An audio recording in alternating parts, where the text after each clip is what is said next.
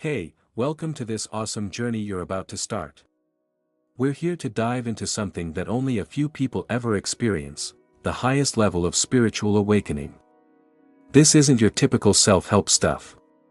Hey, welcome to this awesome journey you're about to start.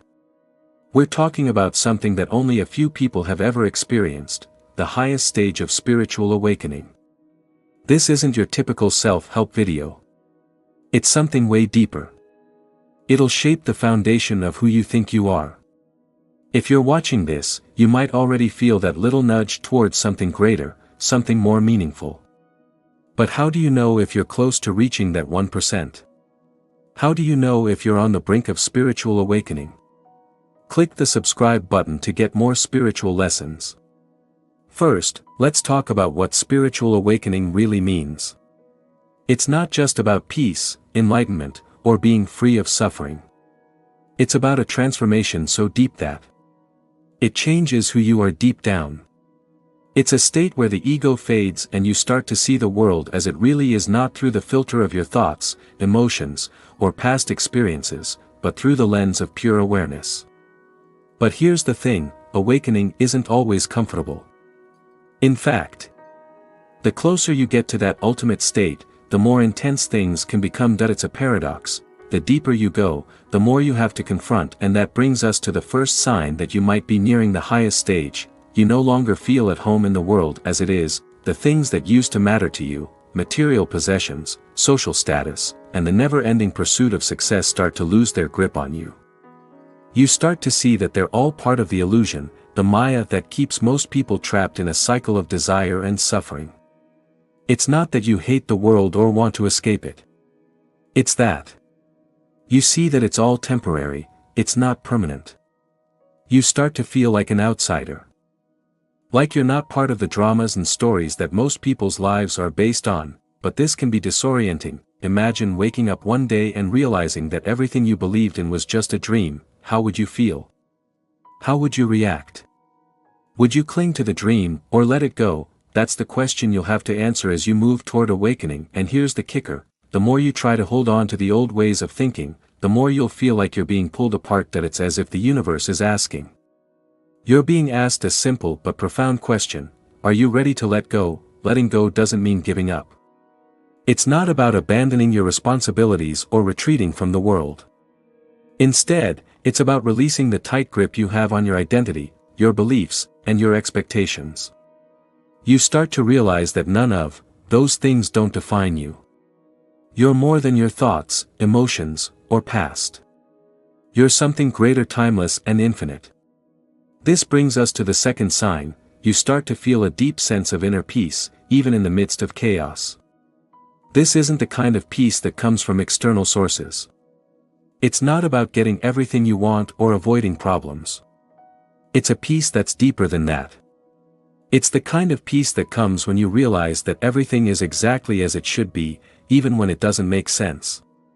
But this peace can be unsettling. At first, sure. It's because it makes you face the fact that you've spent most of your life fighting reality, trying to control it, trying to bend it to your will. And now, as you approach awakening, you're being asked to let go, to trust, to let life happen. You've been fighting reality your whole life, trying to control it, bend it to your will. But as you approach awakening, you're being asked to let go of that. You're being asked to trust and let life unfold without interference. Can you do that? Can you let go of the need to control everything? That's the next big question on this path, and the answer isn't always easy. The ego doesn't like to surrender. It wants to hold on, fight, and assert its dominance. But the closer you get to awakening, the more you realize that the ego doesn't serve you. The more you realize that the ego is just another illusion, the more you realize that it's not who you truly are. Once you see that, a profound shift takes place. You start to experience life from a place of pure awareness, becoming the observer, the witness of everything that happens without attachment, without judgment. This is the third sign that you're nearing the highest stage of spiritual awakening. You begin to see that everything is interconnected, that there is no separation between you and the world around you. The boundaries between self and other begin to blur, and you start to experience a deep sense of unity with all beings. But this unity isn't just some idea or belief. It's something you feel in your gut. You start to see the divine in everything, in every person, every tree, every cloud, every moment. And this brings with it a deep sense of compassion. You realize that everyone is on their own journey and that we're all in this together. But this unity isn't just some idea or belief. It's something you feel in your very bones. You start to see the divine in everything, in every person, every tree, every cloud, every moment. And this brings with it a deep sense of compassion. You realize that everyone is on their own journey and that we're all just doing the best we can with the level of awareness we have. But here's the paradox again: as you experience this unity, you also feel a deep sense of aloneness. Not loneliness, but aloneness. You realize that, at the deepest level, you are the only one here. You are the universe experiencing itself through you. We're all just doing the best we can with the awareness we have, but here's the paradox: as you experience this unity, you also feel a deep sense of aloneness. Not loneliness, but aloneness. You realize that at the deepest level, you are the only one here. You are the universe experiencing itself through the form of a human being. This realization can be both liberating and terrifying. Are you ready to face that truth? Are you ready to embrace the fact that you are both everything and nothing at the same time? As you move deeper into this state of awareness, something remarkable happens. The old you, the one who was obsessed with achieving, proving, and controlling, begins to fade away. In its place, something new is born, a being of pure presence, pure awareness, pure love. This is the final sign that you're about to reach the highest stage of spiritual awakening. You start to live from a place of love. Hey, no need to worry. You start to see that love is basically the fabric of the universe, the thing that holds everything together. But this love isn't the kind of love most people think of. It's not about being attached or wanting something. It's a love that's unconditional, endless, and infinite. It's a love that accepts everything. Hey, no need to worry. You start to see that love is basically everything in the universe, the thing that holds everything together. But this love isn't the kind you usually think of. It's not about being attached or wanting things. It's a love that's all-inclusive, endless, and infinite. It's a love that accepts everything, even the stuff that seems dark or painful. When you're in this state of awakening, you realize that there's no good or bad, no right or wrong. Everything is just part of life's dance, and you're both the dancer and the dance. So, as you're sitting here listening to this, I want to ask you, are you ready? Are you? Are you ready to let go of everything you think you know? Are you ready to step into the unknown, to embrace the mystery of existence? That's what the highest stage of spiritual awakening requires, a willingness to surrender completely, to trust the process, to allow life to guide you as you continue on this journey toward spiritual awakening. The theme of surrender becomes even more crucial. When we talk about surrender, it's not the kind of defeat that we might associate with giving up in the conventional sense. No, this is a different kind of surrender, or radical acceptance of what is. It's a moment. When you stop fighting against the flow of life and instead go with it, you see that your ego really likes resistance. It wants to control, shape, and mold reality to fit its limited view of how things should be. But the closer you get to the highest stage of awakening, the more you realize that this control is an illusion. Here's the paradox: the more you try to control, the more disconnected you feel. True freedom comes not from control, but from letting go. But how do we let go when the ego is so deeply embedded in our identity? How do we release that grip when we've spent our entire lives building it up an idea of who we think we are? The first step is awareness. You start to notice the patterns of the ego. You start to see how it reacts to certain situations, how it craves validation, how it fears rejection, but you don't judge it. Instead, you observe it with compassion. You start to see the ego for what it's: a set of automatic responses, a bunch of thoughts, beliefs, and emotions that have been programmed into you over time. It's not the real you, it's just a mask you've been wearing. But here's the cool part: once you become aware of the ego, it starts to lose its power over you. You begin to see that it's a set of responses to situations, a bunch of thoughts, beliefs, and emotions that have been programmed into you over time. It's not the real you, it's just a mask you've been wearing. But here's the shift: once you become aware of the ego, it starts to lose its power over you.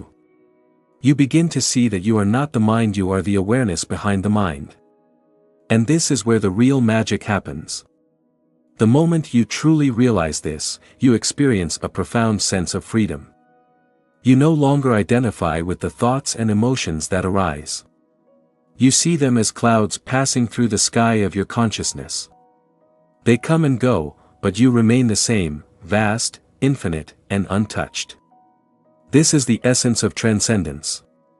You transcend the ego, not by fighting it or trying to destroy it, but by seeing through it. You realize that the ego is nothing more than a shadow, and shadows cannot survive in the light of awareness. Once you realize this, something amazing happens. You start to experience life from a place of pure presence. But what does it mean to live in pure presence? It means being fully here and fully alive in the moment. You're no longer lost in thoughts of the past or worries about the future. Your mind may still generate those thoughts, but you no longer get caught up in them. You see them for what they are, just mental noise. And in this state of presence, something incredible begins to unfold. You start to experience the world as it truly is, without the filter of the mind. Have you ever had a moment? You were so in the moment that time seemed to fly by.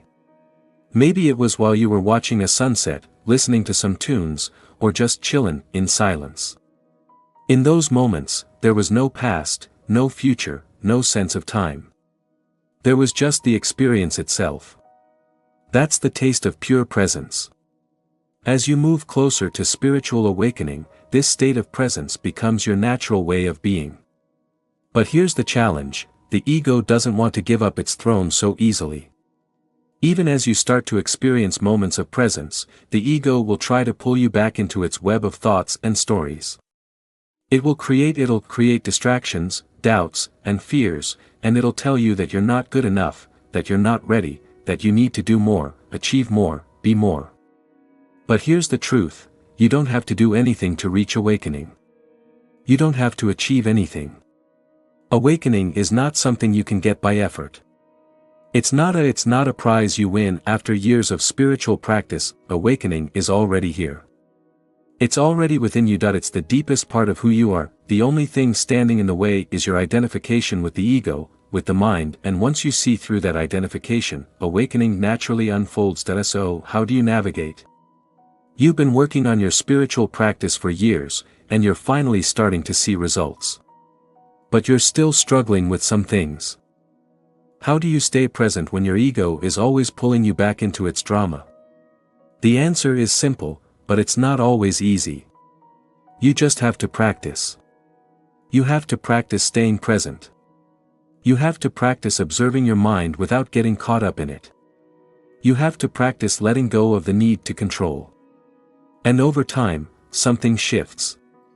Those moments of presence become longer and more frequent. The pull of the ego becomes weaker. And eventually, you find yourself living more and more from that place of pure awareness. But let's take a moment to go deeper. What does it actually feel like to live from pure awareness? Imagine this: when you wake up in the morning, instead of getting lost in thoughts about what you need to do that day, you take a moment to just be. You feel the weight of your body against the bed, the cool air on your skin, and the sound of birds outside your window. You're not thinking about these things, you're experiencing them directly, without the mind getting in the way. As you move through your day, you continue to stay present. When you're eating, you're fully aware of the taste, the texture, and the sensation of the food in your mouth. When you're talking to someone, you're fully present with them, listening deeply without getting distracted. When challenges come up, don't get lost in your own thoughts or judgments. When you're faced with something difficult, don't react from a place of fear or anger. Instead, respond from a place of clarity and peace. This is what it feels like to live from pure awareness. It's not that life becomes perfect or that challenges disappear, but your relationship with life changes. You no longer resist what is. You no longer get caught up in the drama of the mind. You experience a deep sense of peace, even in the midst of chaos. But here's an important question for you. Are you willing to let go of the need to be right? Are you willing to let go of the need to defend your opinions, beliefs, and your sense of self? As you delve deeper into awakening, you'll start to see that these things are just ego-driven ideas. They're not who you really are. The more you hold on to them, the more you stay stuck in the illusion of separation. This brings us to another key part of awakening: humility. As you start to see through the ego, you also realize how little you know. You start to see that life is way more mysterious and vast than your mind can ever comprehend, and with that realization comes a deep sense of humility. You no longer feel the need to prove yourself or assert your superiority. You don't feel like you have to be right all the time. Instead, you become open to the unknown, to the mystery of life, and to the possibility that everything you thought you knew might be wrong. This openness is where true wisdom comes from. It's not the kind of wisdom that comes from books or intellectual, it comes from being present and living in the moment. And as you start to understand more, you'll also start to feel more grateful. You'll see that every moment, every experience, is a gift. Even the hard times and the pain are part of growing and awakening. So, here's the question I want to ask you: can you embrace the uncertainty? Can you let go of the need to have all the answers? Can you trust that life is guiding you, even when you don't understand where it's taking you? As we keep exploring this journey, we reach a place where I've got a couple of questions for you. Can you embrace uncertainty? Can you let go of the need to have all the answers? Can you trust that life is guiding you even when you don't understand where it's taking you? As we continue our exploration of this profound journey, we reach a place where one of the most beautiful and liberating realizations emerges: the flow of life. At this stage, you begin to understand that there's a natural rhythm to everything, a divine, effortless flow that carries you through life when you stop trying to swim against it. But this isn't just a concept or philosophy. To live in the flow of life, you've got to let go of the need to have all the answers and trust that life is guiding you. It's a whole new way of seeing things. When we talk about the flow of life, what are we really talking about? It's not about being passive or just going with the flow without thinking. Instead, it's about being in the moment so deeply that we're one with life's journey. I end this. You move with the flow of life. There's no resistance, no push, no pull, just an effortless dance between you and the universe. But here's the catch: our mind, especially the egoic mind, is always trying to resist this flow. The ego wants control, certainty, to know what's going to happen next. You know how it is: you've got to be on top of things, you've got to be in control, you've got to be able to predict and dictate the future. But here's the thing: when you're at the top of your spiritual game, you start to realize that trying to control everything is a total waste of time. Life is unpredictable, always changing, and full of surprises. The more you try to keep everything under control, the more you feel disconnected from the flow. So, what does it mean to live in the flow of life? Well, first, you've got to trust. Trust in life itself.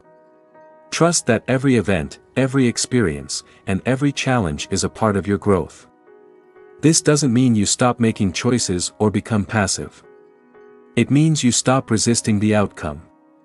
You take action when action is called for. You need it, but you let go of the need for things to turn out a certain way. You trust that whatever happens is exactly what needs to happen for your highest evolution. Let's dive deeper into this.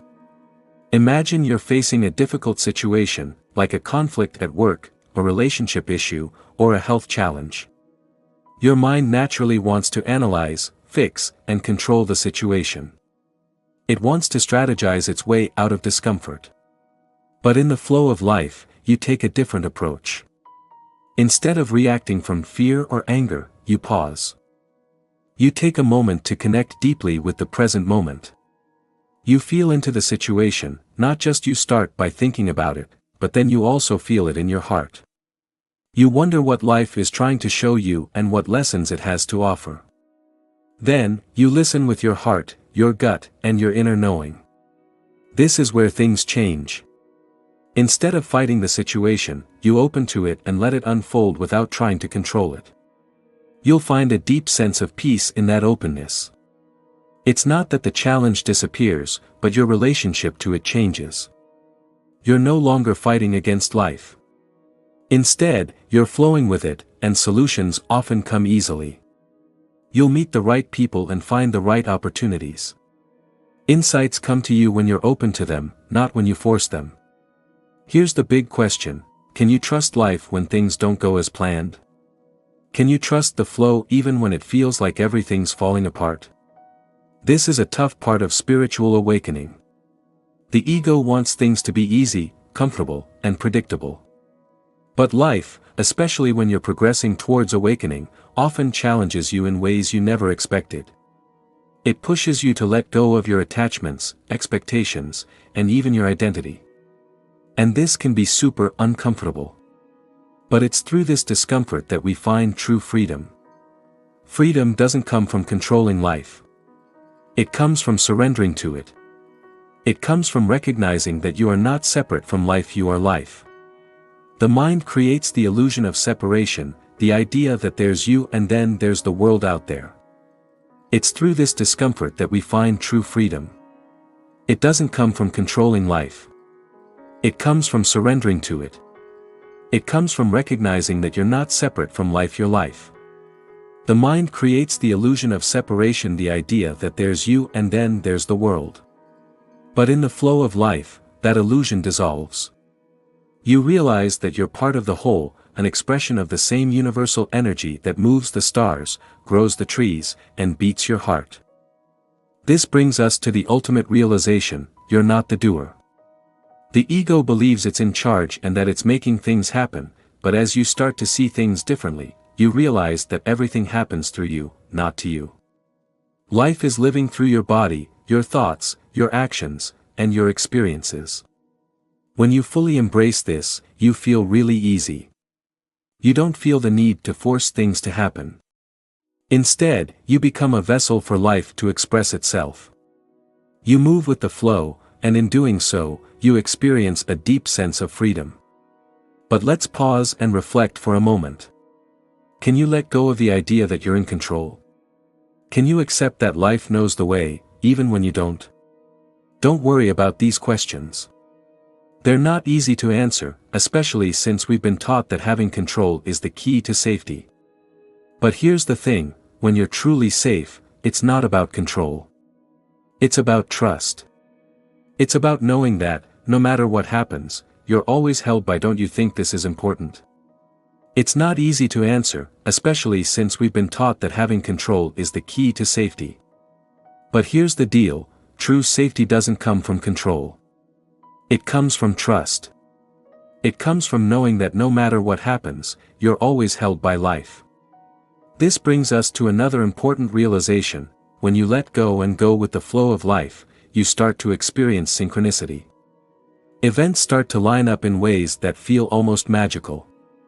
You meet the right people at the right time. Opportunities come up out of the blue.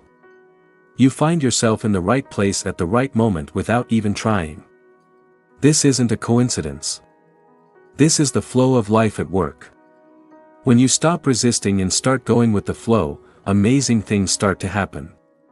With the present moment, life moves through you with grace and ease. Now, let's go even deeper. Living in the flow of life also means embracing uncertainty. The mind craves certainty because it equates certainty with safety, but as you move toward awakening, you begin to see that uncertainty is not something to fear, it's something to embrace. Why? Because uncertainty is where infinite possibilities exist. When you let go of the need to know what's going to happen, you open yourself up to all the possibilities that life has to offer. You open yourself up to life's vast potential.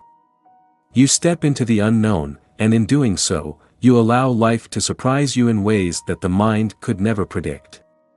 But here's the question I want to ask you now: are you willing to embrace the unknown? Are you willing to step into the mystery of life without needing to have all the answers? Because this is where the real adventure begins. The highest stage of spiritual awakening is not when you open yourself up to life's possibilities, you allow yourself to be surprised by life in ways you couldn't have predicted. So, are you willing to embrace the unknown and step into the mystery of life without needing to have all the answers? That's where the real adventure begins. The highest stage of spiritual awakening isn't about reaching a final destination. It's about living in the mystery with an open heart and a quiet mind. It's about being fully present with whatever arises, without clinging to the past or projecting into the future. This brings us to the final and perhaps most profound aspect of awakening love, letting go of the ego, surrendering to the flow, and embracing the unknown.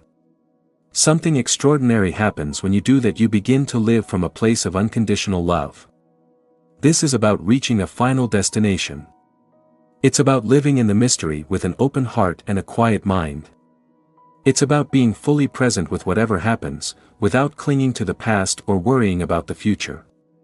This brings us to the final and perhaps most important part of awakening love.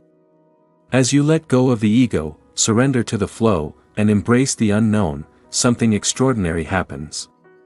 You start living from a place of unconditional love. This isn't the kind of love that depends on others or external circumstances. It's not about romantic love or attachment. It's a love that comes from the very core of your being. It's a love that is boundless, infinite, and unconditional. This love is the essence of who you are. It's the fabric of the universe itself. And as you awaken to this love, you start to see it everywhere. You see it in the people around you, in the beauty of nature, and in the challenges. This isn't the kind of love that depends on other people or on what's going on around you. It's not about romantic love or being attached. It's a love that comes from the deepest part of your soul. This love is infinite and it's unconditional. This love is who you are. It's the very fabric of the universe. As you start to understand this love, you start to see it all around you. You see it in the people around you, in the beauty of nature, in the challenges, and even in the pain. You realize that everything you experience is an expression of this love. And in this realization, you find the deepest peace, joy, and freedom. As we come to the end of this journey, I want to leave you with one final question. Can you live from this place of love? Can you allow love to be the guiding force in your life, even when things are difficult and even when your mind resists? Because love is, and even the pain. You realize that everything, every experience, every encounter, is an expression of this love. And in this realization, you find the deepest peace, the deepest joy, the deepest freedom. So as we come to the end of this journey, I want to leave you with one final question.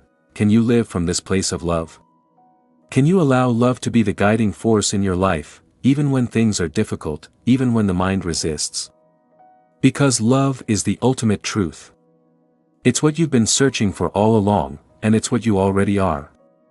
When you reach the highest stage of spiritual awakening, you realize there's nothing to reach, there's nothing to strive for. You are already whole, already complete, already free.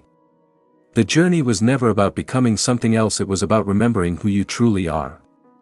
So, are you ready to let go? Are you ready to live in the flow of life, to surrender to the unknown and infinite love that you are? This is the highest stage of spiritual awakening, and it's available to you right here, right now. Thanks for being on this journey with me. Remember, the path to awakening isn't linear, and it's not about achieving some final goal. It's about living fully in each moment with an open heart and a quiet mind. The signs are there. The flow is there. The love is there. All you have to do is let go.